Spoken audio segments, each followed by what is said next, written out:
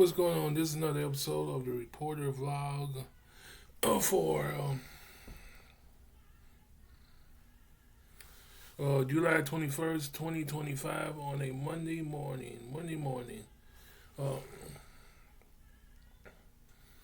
Gonna try to do a triple header, but don't take my word for that.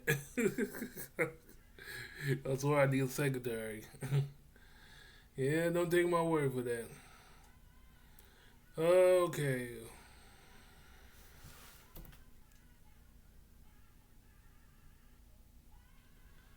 I guess we'll start with the lunatic. Donald J. Trump. Put the Trump dots on this first story. Uh, Pretty much. Okay, let's get right into it. This brought to you by WOKY. Trump signs a legislation cracking down on illicit fentanyl. Illicit fentanyl.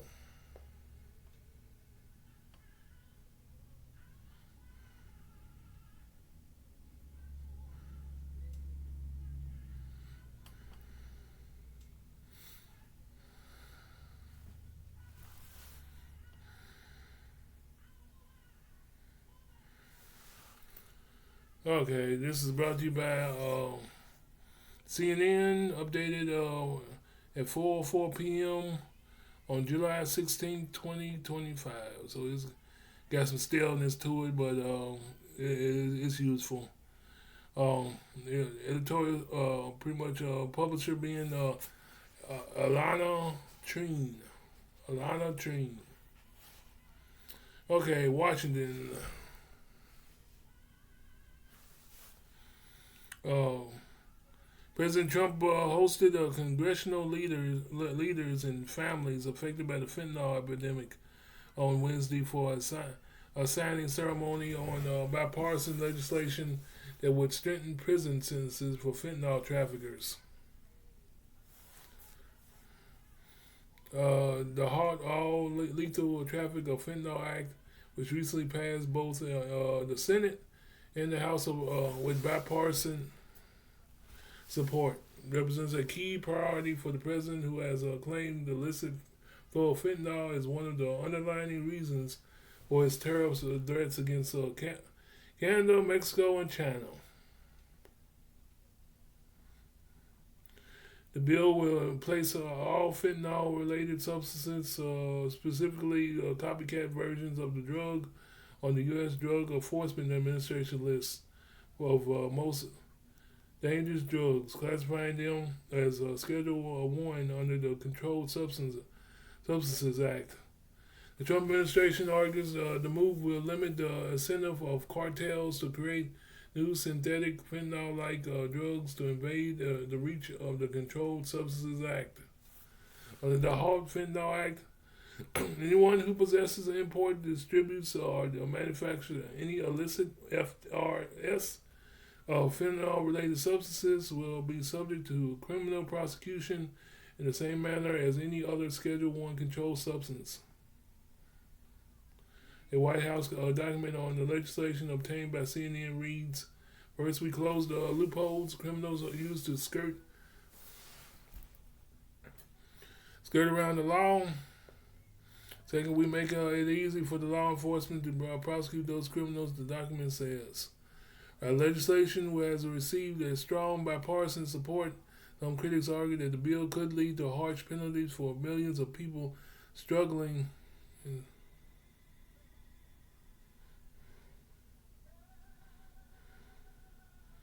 Well, millions of people struggling with drug addiction, especially black Americans.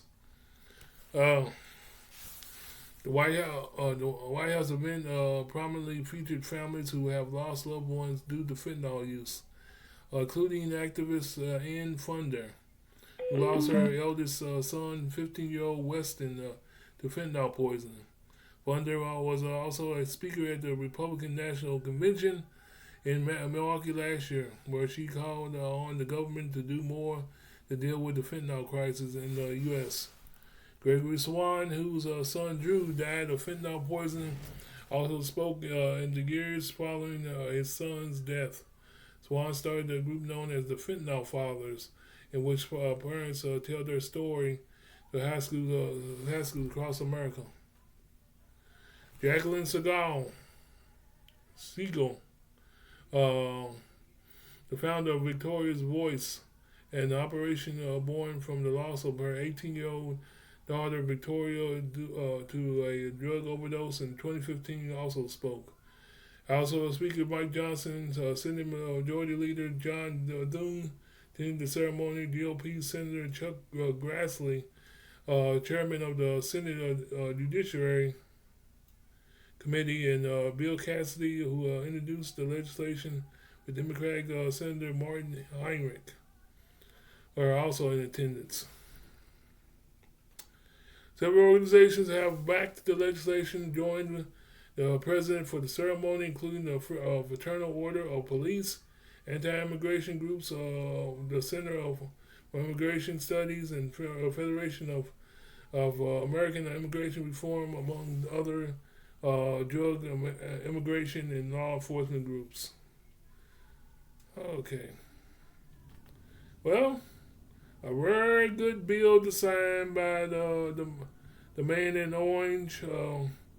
Can't argue against this because if you're a Democrat or a Republican, because this is pretty much one of the most top 5 dangerous drugs all time, and you gotta put up a fight against it some kind of way. So there's a thumbs up to the president with this idea, this very good bill that he signed, and that's saying something. It's saying something, but it's a good one right here. You can't even protest this type of bills because, like I said, it affects both sides of the aisle. Nobody can argue against it because it's a big time topic. But the only thing I can pretty much say is I don't see how Canada is a drug trafficking country. I really don't see it. That's the only thing. The only thing I can say out of this bill. I don't see how Canada or China is a drug trafficking country. Shoot, I really don't. From living 47 years, I don't see how them two are drug traffickers. I understand Mexico a little bit, cause people try to stereotype that country,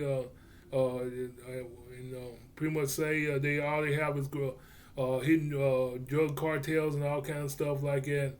But I really don't see how Canada and China are trafficking their garbage. But yeah, that's just my opinion. But I'm gonna give it to you. Give the story to my crowd. What do you think about this bill being signed? The story is kind of stale, but I'm still gonna offer the question. What do you think about this bill that Trump signed as far as stopping illegal fentanyl coming into the U.S.?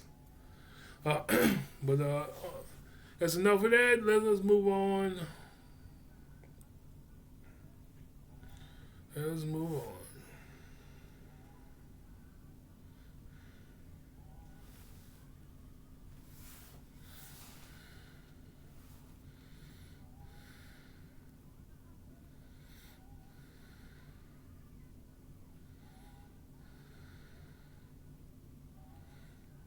Okay. These states are America's worst for quality of life in 2025. Hmm.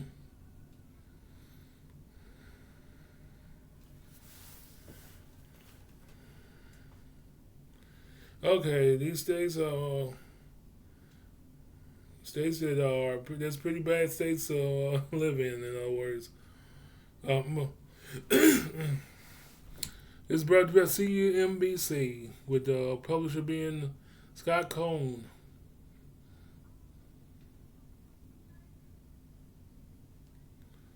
Okay, Get them key points. Let's get right into the story. American businesses are in the grips of a serious labor shortage. American business is in the grips of a serious labor shortage. Even though hiring has slowed and artificial intelligence is picking up more of the slack, the U.S. Chamber of Commerce says that every 100 job openings, only 92 workers are available to fill them. That means the nation is short of about one.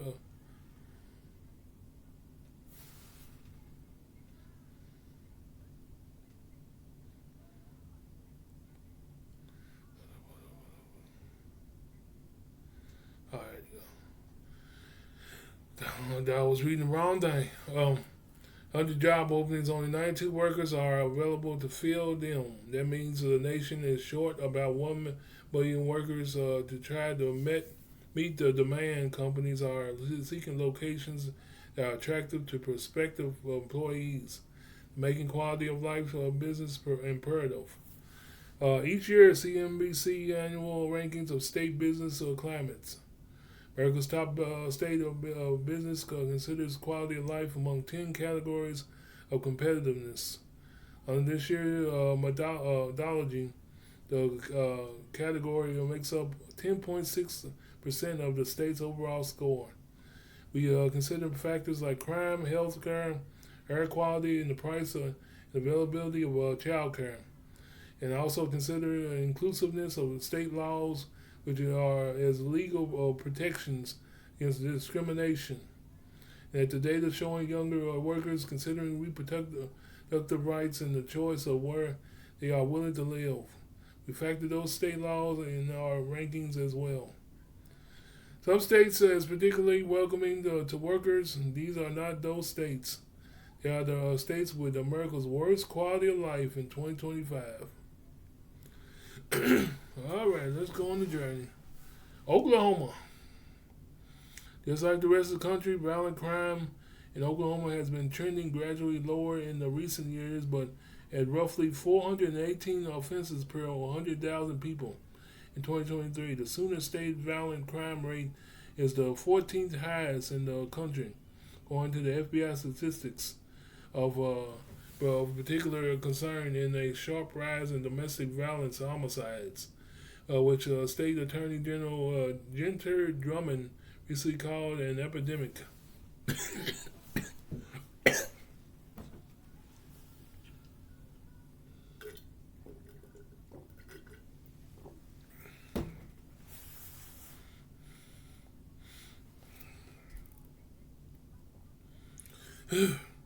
We must continue to strengthening our statewide efforts and hold abusers accountable to provide protection and support for victims, Drummond said in a statement in February. Oklahoma offers limited protections against discrimination. According to the National Conference of State Legislatures, it has one of the nation's strictest abortion bans. While Design Store 97 out of 265 points. Grade A, D. Strength, child care, and air quality. Weaknesses, crime, health, reproductive rights. Arkansas. Life can be too rough in the natural state, which has the sixth highest percentage of adults in frequent mental distress, according to the United Health Foundation. Nearly 19% of Arkansas's households are food insecure. That is the highest rate in the country. One of the 5 Arkansasians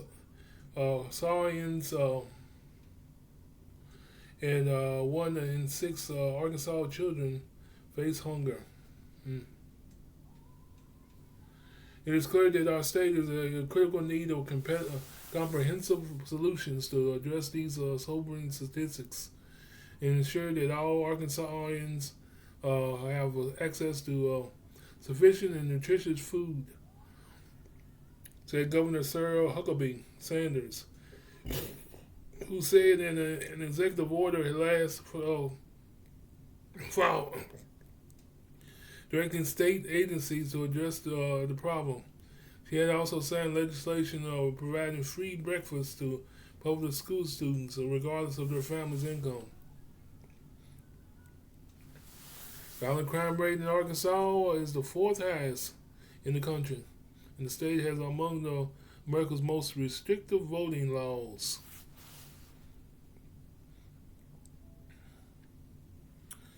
Air quality 95 out of 265 points. D minus, child care, their strengths, weaknesses, health, crime, and inclusiveness. Alabama. The Heart of Dixie might pride itself on Southern hospitality, but its state laws suggest that the hospitality does not extend to everyone. Alabama is one of the 5 states with no law protecting non-disabled people against discrimination in public accommodations, and according to the National Conference of State Legislatures. In February, Governor Kay Ivey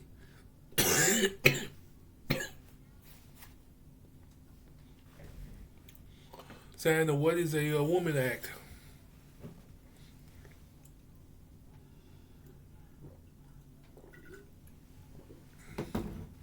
Find a person's gender based on sex organs they are both born with.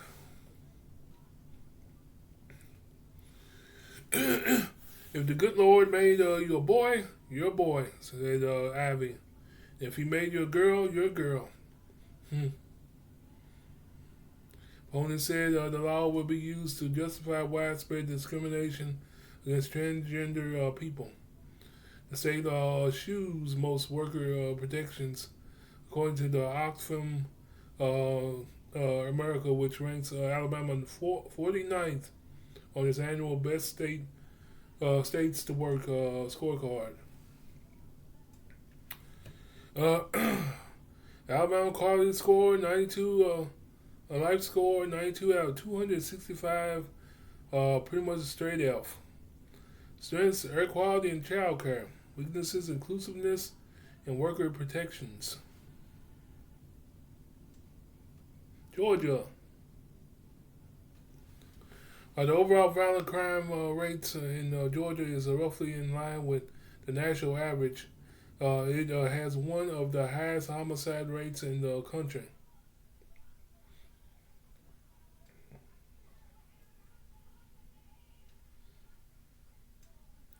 But that is one factor in the overall unhealthy environment of the Peach State. More than 11% of the population lacks health insurance. The third highest rate in the country. State ranks 40th of the for primary care doctors per capita, and 48th as far as mental health providers. Ooh, man. In other words, there's been a lot of lunatic people walking down there. According to the United Health Foundation, the Commonwealth Fund ranks Georgia 45th in its latest scorecard in state health system performance, which grades the state as health care access, prevention and treatment, efficiency, healthy lives, and health disparity. Georgia is another of the 5 states with no anti-discrimination protection for non-disabled people, and it offers few protections for workers beyond a guarantee of equal pay based on race and gender. Quality of life score 89 of 265 points. Top grades F.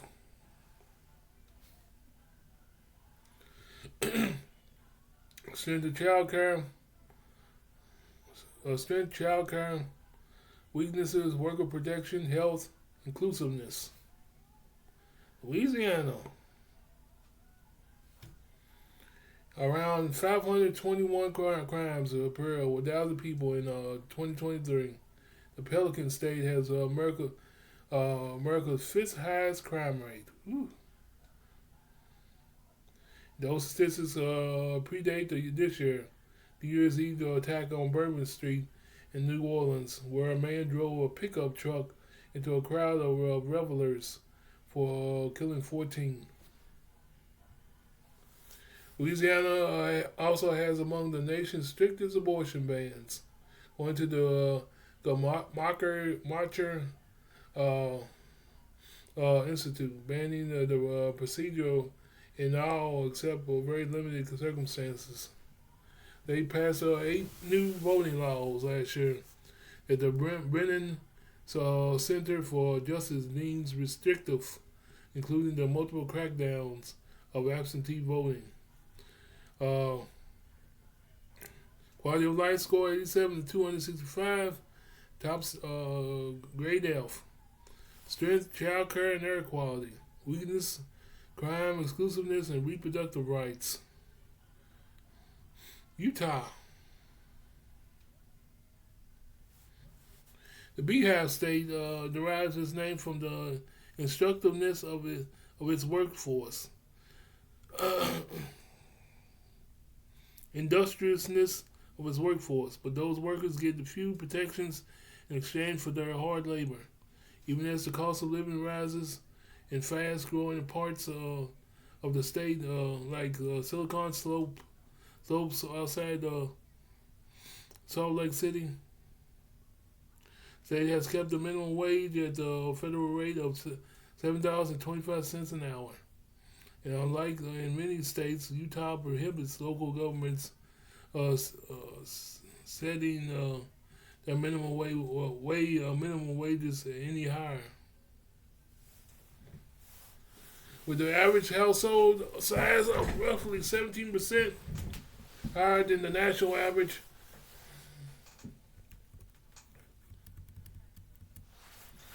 with an average household size roughly 17% higher than the national average, according to the census data, Utah families have a lot more children to care for, and the state is doing poorly in meeting their needs. Utah ranks 48th in licensed child care centers per capita.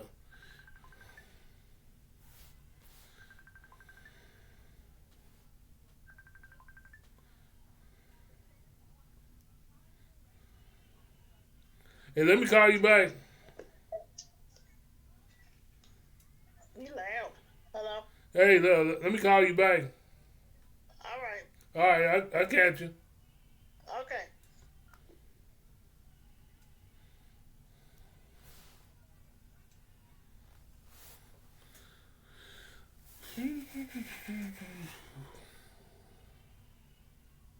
Whether in licensed child care centers per capita, according to the Child Care Aware, doing poorly meeting with their needs. Utah ranks 48th in licensed child care centers and per capita, according to the Child Care Aware of America, which also says,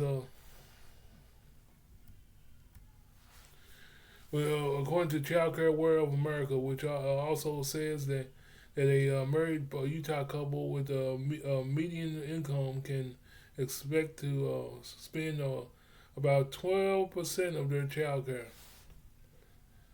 Quality of life score 87 out of 265. Top states grade F. Strength, crime rate, weaknesses, child care, worker protection, and air quality. Yep, at DNR. Indiana.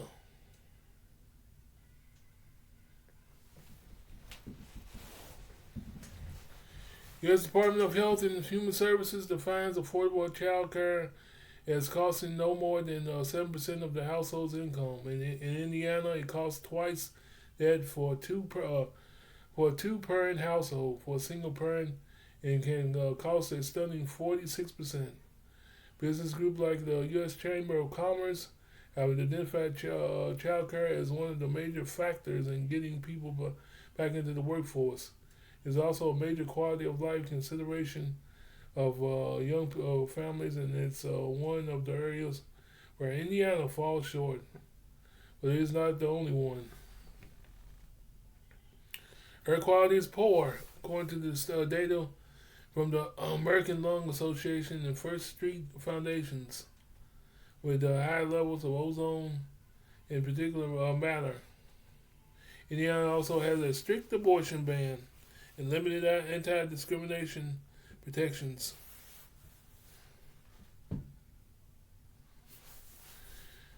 Quality of life score 73 out of 265. Grade F. Strength to crime rate.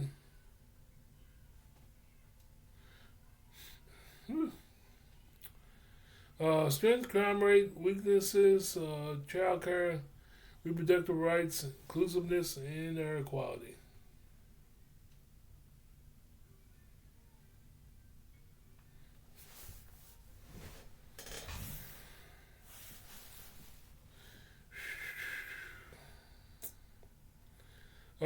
Texas, the Lone Star State, is consistently a top destination for skilled workers. They flock to a state, to Texas, for its robust economy and one of the best job markets in the nation. But it does not mean that the quality of life there isn't lacking. Despite world-class institutions like the Texas Medical Center and the MD Anderson Cancer Center, access to care for the average Texan is poor. According to the United Health Foundation, Texas has the nation's lowest number of primary care doctors per capita. The state lowest number of mental health providers.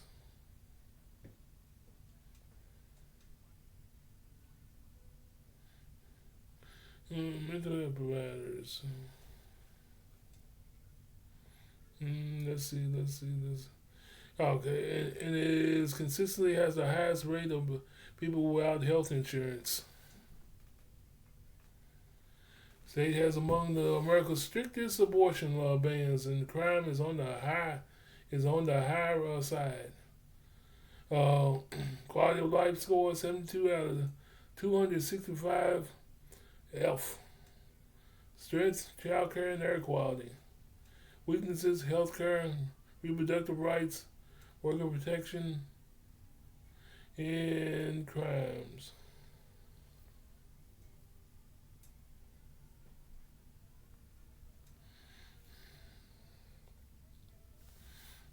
Health protections, and crime.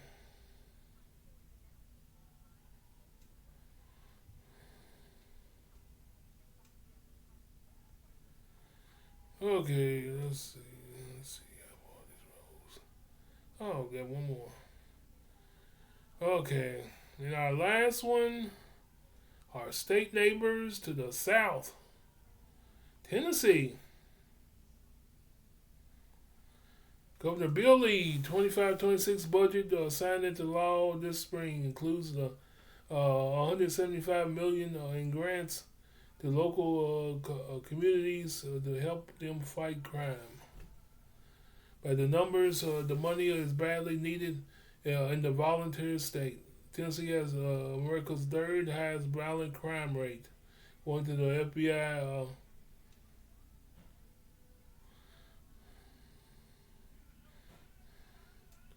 According to the FBI statistics, making it in a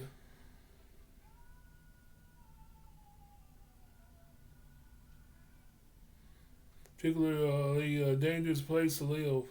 And CNBC bottom state for quality of life in 2025.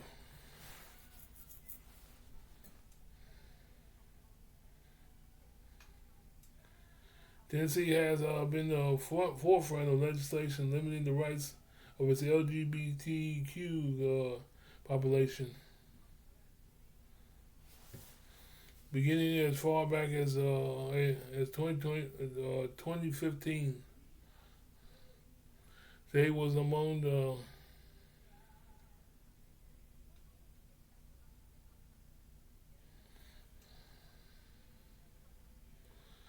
2015. The state was among the earliest to codify a person's gender based on their anatomy, passing into law in 2023. State laws guarantee equal pay and bar sexual harassment. But beyond that, there is few protections for workers in Tennessee.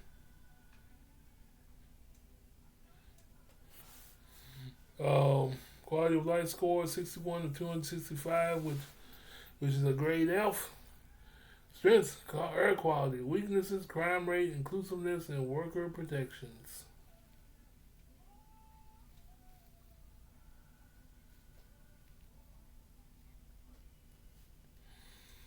Worker protections.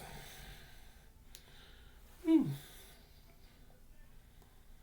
Okay. Yeah, we'll do it for this story. Very interesting article. Real long-winded, but it's interesting. As far as these states not being the best states to move to. So if you're looking for a state, stay away from these states on the. Yeah, I just got to reading about. Seems like most of them were in the deep south, other than Indiana.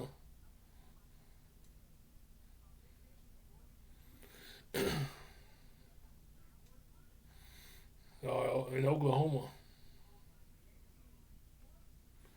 Okay.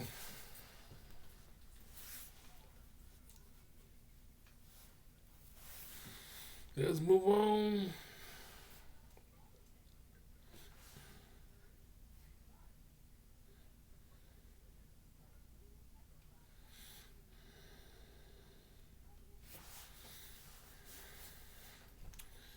To the last one. Let's see. Woo. A very scandalous last one. TD Jakes and P. Diddy. Jake says over 44,000 AI bots pushed lies of him attending Diddy's freak-off parties. Okay,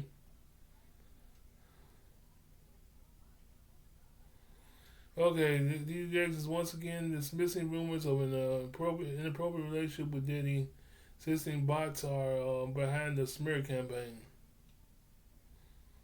Wait. Okay, brought to you by Vibe. And wow, that's all I gotta say. Wow. Like I said, brought to you by Vibe. With the publisher being Jessica Bennett. This was published July 16th of 2025 at 11:47 a.m.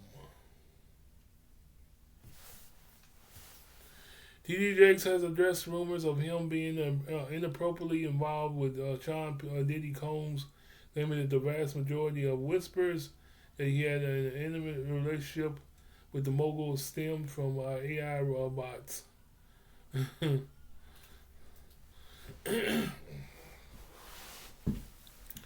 revered Reverend made the assertion during a conversation with John Hope Bryan, shared Sunday, July 13th, where he discussed being accused of carrying on an affair with the Bad Boy founder, as well as attending his infamous freak-off sex parties. when the rumor first broke out, it was 44,000 bots that were released on me, Jake said, adding that an investigation revealed that 98% of them were all artificial intelligence generated.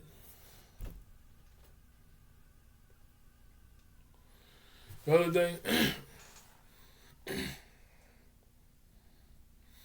thing, that is really proved to me, or to Oprah, to Denzel, to all the people that it's everybody it goes along with the turf. We have got to stop getting our information from TikTok.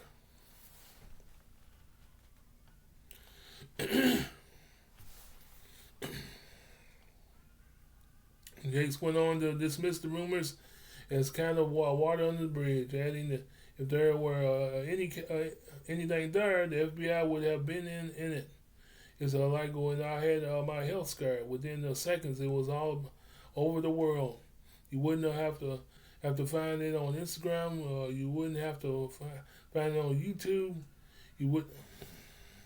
Joke.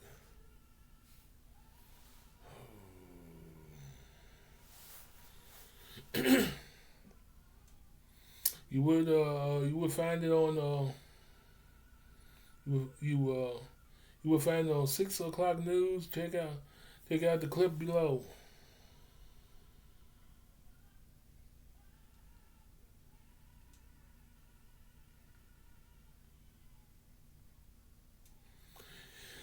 Jakes previously addressed rumors for carrying on a love affair with Diddy during a conversation with Oprah, who also defended herself against allegations of attending his freak-off parties.